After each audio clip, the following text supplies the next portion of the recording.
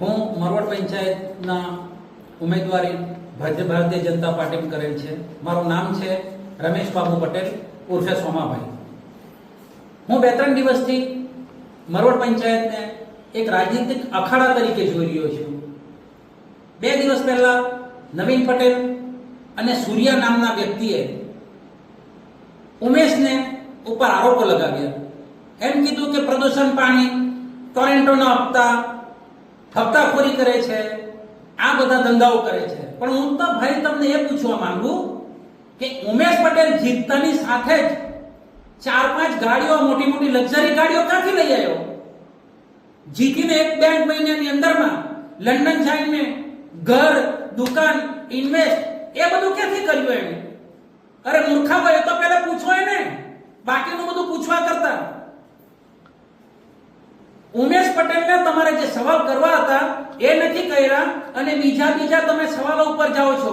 તમને બંનેનું મેં પૂછવા માંગુ કે મરવડ પંચાયતનો રાજનીતિનો અખાડો છે? જ્યારે હોય ત્યારે મરવડ પંચાયતની અંદરમાં જ આ ધંધાઓ તમે લઈને આવી જાઓ. ઇલેક્શન આવે એટલે આ ધંધા ઉભા કરો અને પછી પાછા બધા ભાઈઓ તમે સાથે થઈ જાઓ. તો શું આ રાજનીતિને તમે રાજનીતિનો અખાડો બનાવી દીધો છે? સુધરી જાઓ અને રાજનીતિને રાજનીતિ તરીકે રહો.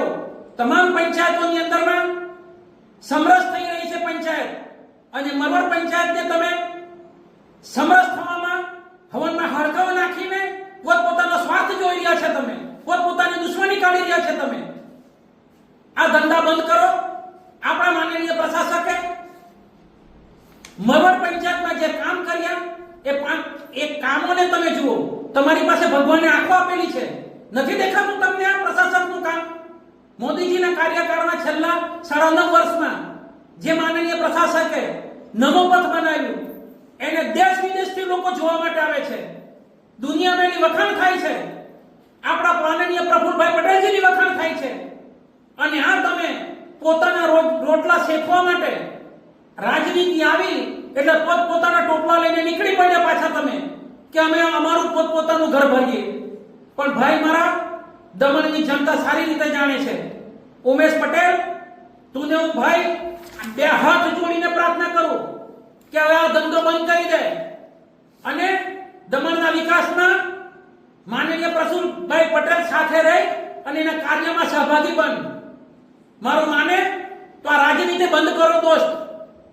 હું કોઈના ઉપર આક્ષેપ નથી કરવા માંગતો, પણ હું આ 2-3 દિવસથી તમારી રામાયણ સાંભળીને કંટાળ્યો છું. હવે કોઈ ઇજ્જતનો સવાલ હોય